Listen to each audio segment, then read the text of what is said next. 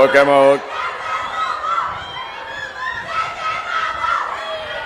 అందరికీ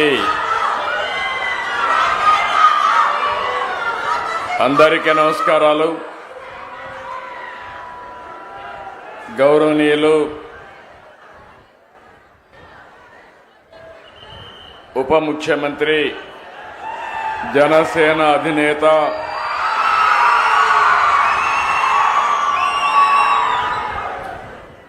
ఎప్పుడు కూడా ఒకటే ఆలోచన, మీరు మంచి పనులు చేయండి, నేను అండగా ఉంటానని మొదటి నుంచి చెప్తున్న వ్యక్తి పవన్ కళ్యాణ్ గారని చెప్పి మీ అందరికీ విజ్ఞప్తి చేస్తున్నాను. అదే మరి గౌరవనీయులు మంత్రివర్గ సభ్యులు నారా లోకేష్ గారికి,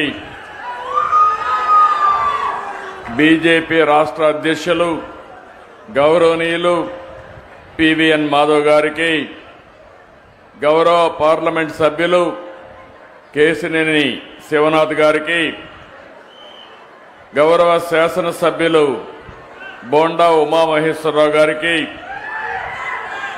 గద్దె రామ్మోహన్ రావు గారు, ఆర్టీసీ చైర్మన్ కొనకళ్ళ నారాయణరావు గారు, వైస్ చైర్మన్ పిఎస్ మునరత్నం గారు, ప్రిన్సిపల్ సెక్రటరీ కాంతిలాల్ దాండే గారు, ఎండి ఏపీఎస్ఆర్టీసీ ద్వారకా తిరుమలరావు గారు, ఈరోజు ఈ కార్యక్రమంలో మా పక్కన కూర్చున్న ఆడబిడ్డలు శ్రీమతి ఉమా, శ్రీమతి రత్నవేణి, వీళ్ళిద్దరిని కూడా మీ అందరి తరపున ప్రతినిధులుగా ఉచిత ప్రయాణ సౌకర్యాన్ని ఏర్పాటు చేస్తున్నాం. కాబట్టి మొదటి లబ్ధిదారులుగా వారిని గుర్తించి వారిని గౌరవించామని చెప్పి నేను మీకు తెలియజేస్తున్నా. ఇక్కడుండే మీకే కాకుండా రాష్ట్రంలో ఉండే 2,62,00,000 మంది మహిళలకు విజ్ఞప్తి చేస్తున్నా. ఈరోజు నేను చేసిన కార్యక్రమం స్వాతంత్ర దిన సందర్భంగా చేశాను. మీకు ఆర్థిక స్వాతంత్రం కల్పించడమే నేను ధ్యేయంగా పనిచేస్తున్నాం. నేను గాని పవన్ కళ్యాణ్ గారు గాని బీజేపీ గాని తప్పకుండా మా ఆడబిడ్డలకు మహర్దశ వచ్చే వరకు మీకు మేము అండగా ఉంటామని హామీ ఇస్తున్నా. ఈరోజు మీ ఆనందం చూస్తున్నా. మీ ఆనందం కోసమే మేము పనిచేస్తున్నాం. నేను అందుకనే ఒక మాట చెప్పాం, ఏమమ్మా ఆడబిడ్డలు అందరూ ఆనందంగా ఉన్నారా? అక్కలు చెల్లెళ్ళు ఆనందంగా ఉన్నామంటే ఊరంతా అయినపేట గట్టిగా చప్పట్లు కొట్టి హర్షాన్ని వ్యక్తం చేయండి.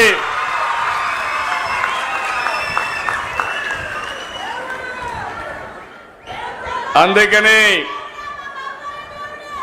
ప్రధానమంత్రి గారు వికసిత్ భారత్ 2047 తీసుకొస్తే మనం స్వర్ణాంధ్రప్రదేశ్ 2047 తీసుకొచ్చాం. అందులో మీరు చూస్తే ఆరోగ్యం, ఆనందం, ఆదాయం అందరికీ ఉండాలనే ఏకైక లక్ష్యంతో ముందుకు పోతున్నాం. ఈరోజు మీరందరూ చూసినప్పుడు నేను ఇక్కడికి వస్తే దారంతా బస్సులో ప్రయాణం చేశాం. నేను మిత్రుడు పవన్ కళ్యాణ్ గారు మిగిలినందరం కలిసి. మీ ముఖాల్లో ఆనందం చూస్తే నాకు అనిపించింది, నా పూర్వజన్మ సుకృతం ఇది, నా ఆడబిడ్డలకు మంచి చేశారని ఒక ఆనందం, ఒక తృప్తి. చాలా రోజులు అనుకున్నాం కానీ స్త్రీశక్తి ఎప్పుడు ప్రారంభించాలి అంటే ఆగస్టు 15 ప్రారంభించాలని నిర్ణయం చేశామంటే దీని వెనకాల ఒక చరిత్ర ఉంది. మీకు ఆర్థిక స్వాతంత్రం తేవడం, ఆడబిడ్డల గౌరవాన్ని పెంచడానికి ఈ ఎన్డీఏ ప్రభుత్వం పనిచేస్తా ఉందని మరొకసారి మీ అందరికీ విజ్ఞప్తి చేస్తున్నా. పేరు కూడా స్త్రీ శక్తి అని పేరు పెట్టాం. ఇది ఇప్పుడు నుంచి ప్రతి ఆడబిడ్డ బస్సు ఎక్కి రాష్ట్రంలో ఏ ప్రాంతానికి పోవాలన్నా స్వేచ్ఛగా వెళ్లే అధికారం మీకు ఇచ్చామని మీ అందరికీ విజ్ఞప్తి చేస్తున్నాను. సూపర్ 6 ఆ రోజు చెప్తే నమ్మలేదు. ఈ రోజు గర్వంగా చెప్తున్న సూపర్ 6 సూపర్ హిట్. అవునా కాదా? అవునంటే చేతులెత్తి చెప్పండి అవునని. దీనికి కారణం మీరు ఒక్కసారి ఆలోచిస్తే, నేను పవన్ కళ్యాణ్ గారు బీజేపీ ముగ్గురం కలిసి ఎన్డీఏగా కూటమి ఏర్పాటు చేశాం. ఎన్నికల ముందే పవన్ కళ్యాణ్ గారు ఒక మాట అన్నారు, ప్రభుత్వ వ్యతిరేక ఓటు చీలడానికి వీలు లేదు, రాష్ట్రాన్ని పునర్నిర్మాణం చేయాలి, బేషరతుగా పొత్తుంటుందని చెప్పిన వ్యక్తి పవన్ కళ్యాణ్ గారని చెప్పి నేను మీకు తెలియజేస్తున్నా. అన్ని ఆలోచించుకుని 3 పార్టీలు కూడా మేము ఒకే మాట చెప్పాం, రాష్ట్ర పునర్నిర్మాణం జరగాలి. మీరందరూ కూడా 5 సంవత్సరాలు చాలా ఇబ్బందులు పడ్డారు. నేను అడుగుతున్నా ఇక్కడే వాళ్ళని, 5 సంవత్సరాల్లో ఎప్పుడన్నా నవ్వారమ్మా మీరని అడుగుతున్నా. ఇంట్లో అయినా ఆనందంగా ఉన్నారా అని మిమ్మల్ని అడుగుతున్నా. రోడ్డు మీదకి వస్తే తిరిగి ఇంటికి పోతామని భరోసా మీకుందా అని అడుగుతున్నా. ఈ రోజు హామీ ఇస్తున్నా, నా ఆడబిడ్డల జోలికి ఎవడైనా వస్తే తాట తీస్తా. మీరు నిర్భయంగా ఉండొచ్చు. మీరు ఒకసారి గుర్తుపెట్టుకోవాలి, నాకు మీ మీద ఎక్కడా లేని అభిమానం ఇప్పుడు కాదు, 30 ఏళ్ల నుంచి ఇదే పని చేస్తున్నా. నేను మీటింగుల్లో చెప్పేవాడిని, ఆడబిడ్డల పరిస్థితి చూస్తే చిన్నప్పుడు తల్లిదండ్రుల పైన తల్లి తండ్రి కూడా వీక్ష చూపించేవారు. మగపిల్లలైతే చదివించేవాళ్ళు, ఆడపిల్లలైతే పెళ్లిళ్లు చేసి అత్తవారింటికి పంపించేసేవారు. పెద్ద అయిన తర్వాత భర్త పెత్తనం, సినిమాకు పోవాలన్నా లేకుంటే సరదాగా ఒక షాపింగ్కి పోవాలన్నా పర్మిషన్ తీసుకొని వెళ్ళాలి. భర్తకు మాత్రం పర్మిషన్ లేదు, భార్యకు మాత్రం పర్మిషన్ కావాలి. ఆ తర్వాత మీరు ఆలోచిస్తే, మీ కడుపులో పుట్టిన మీ బిడ్డలు పెద్ద అయిన తర్వాత నీకేంది తెలియదులే, నువ్వు వంటింట్లో ఉండు అని చెప్పేవారు. అప్పుడు నా ఆలోచనే డాక్రా సంఘాలు, మెప్మా సంఘాలను విజ్ఞప్తి చేస్తున్నా. ఆ రోజు నేను ఒక మాట చెప్పాను, గుర్తుపెట్టుకోవాలి, మా ఆడబిడ్డలు తెలివితేటల్లో అందరికంటే ఎక్కువ.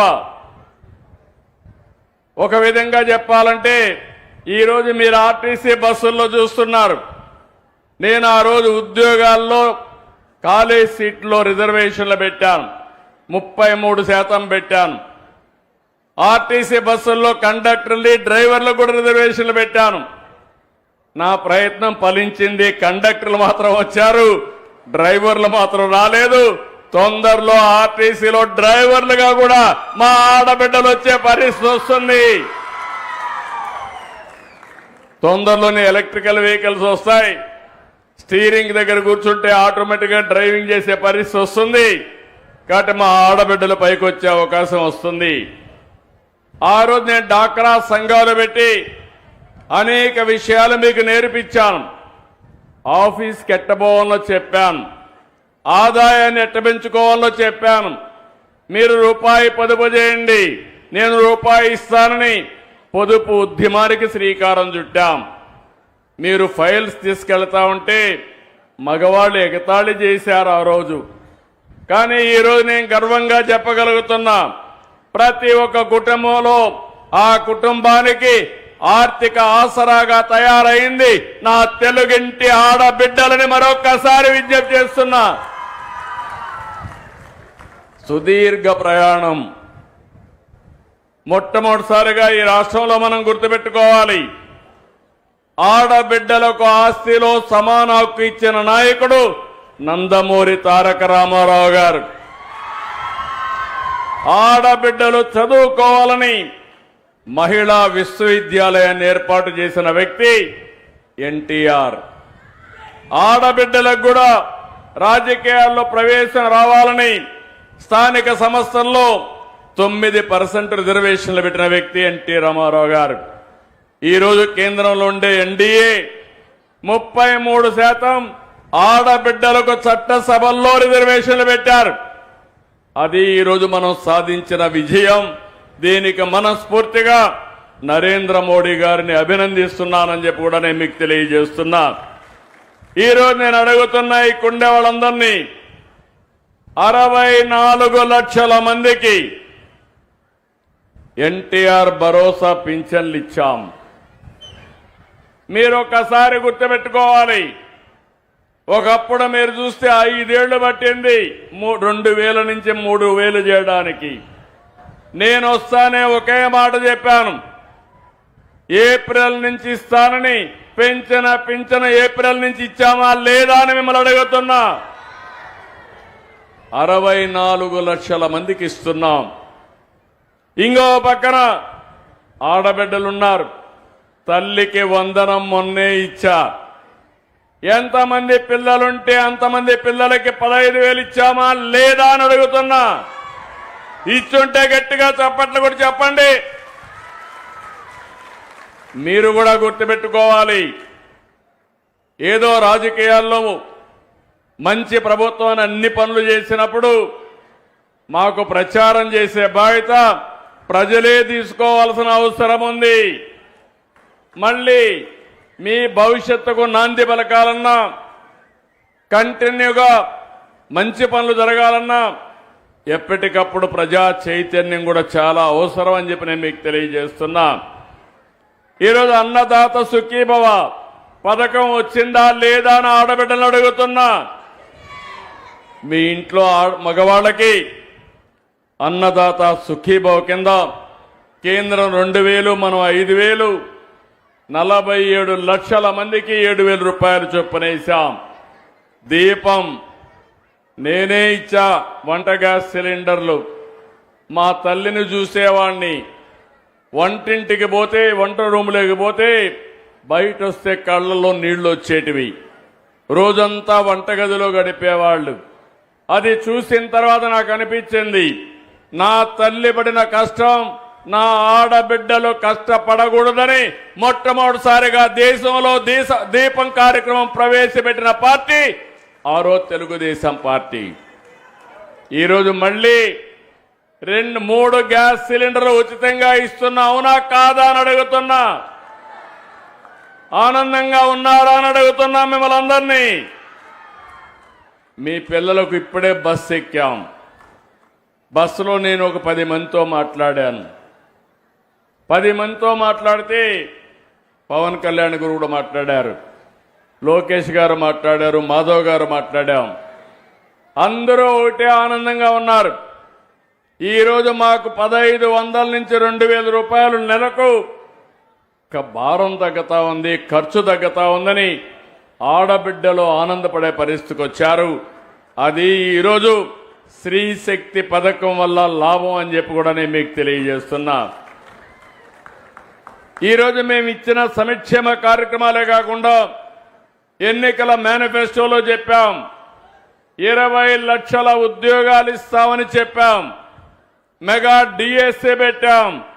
16,347 ఉద్యోగాలు ఈ మంత్ ఎండ్కి ఇచ్చే పరిస్థితి వస్తుంది. నేను ఒకటి హామీ ఇస్తున్నా, 5 సంవత్సరాల్లో 20 లక్షల ఉద్యోగాలు కల్పించడానికి ఈ ప్రభుత్వం సిద్ధంగా ఉన్నాం. తప్పకుండా చేస్తామని మరొకసారి మీ అందరికీ హామీ ఇస్తున్నా. ఇప్పటికీ మిమ్మల్ని అందరినీ వేధిస్తున్నటువంటి ల్యాండ్ టైటిలింగ్ యాక్ట్ కూడా రద్దు చేశాం. అన్నా క్యాంటీన్లు పెట్టాం. మీరు ఎవరైనా ఇక్కడికి వస్తే పని చేసుకుని అన్నా క్యాంటీన్లో భోంచేసి బస్సు ఎక్కి ఒక్క పైసా ఖర్చు లేకుండా సురక్షితంగా ఇంటికెళ్లే ఏర్పాటు చేశాం.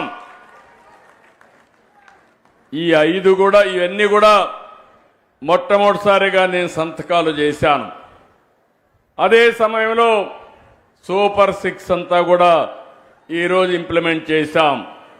ఈరోజు మిమ్మల్ని చూస్తున్నాను, కొంతమంది కావాలని అనవసరంగా కన్ఫ్యూజ్ చేస్తున్నారు. ఈరోజు ఎన్నో సమస్యలు ఉన్నాయి. మా మిత్రుడు పవన్ కళ్యాణ్ గారు అడిగారు, సార్ ఇవన్నీ సాధ్యమా అన్నారు. నేను ఒకటే చెప్పాను, తప్పకుండా మనసుంటే సాధ్యం, మన ఆడబిడ్డలకు ఇవ్వాలి, ఇచ్చి తీరతానని ఆ రోజు చెప్పాను, మాట నిలబెట్టుకున్నామని మరొక్కసారి విజ్ఞప్తి చేస్తున్నా. Palle Velugu, ultra Palle Velugu, city ordinary, express, metro express, వీటిలో ఏ బస్సు ఎక్కినా, ఎంత దూరం వెళ్ళినా, జిల్లాలు మారినా ఎవరికి ఇబ్బంది లేకుండా ప్రయాణ సౌకర్యం ఏర్పాటు చేసే బాధ్యత ఈ ప్రభుత్వానిది. 11,449 బస్సుల్లో 8,458 బస్సులు మీకోసం, స్త్రీశక్తి కోసం కేటాయించాం. ప్రతి తల్లి అత్తింటిలోని తన కూతుర్ని ఉచిత బస్సులో వెళ్లి చూసి తిరిగి రావచ్చు. పైసా ఖర్చు లేదు. ప్రతి కోడలు అత్తతో కలిసి ఉచిత బస్సులో మార్కెట్కి పోయి సరుకులు కొనుక్కొని ఇంటికి పోయే పరిస్థితి వస్తుంది.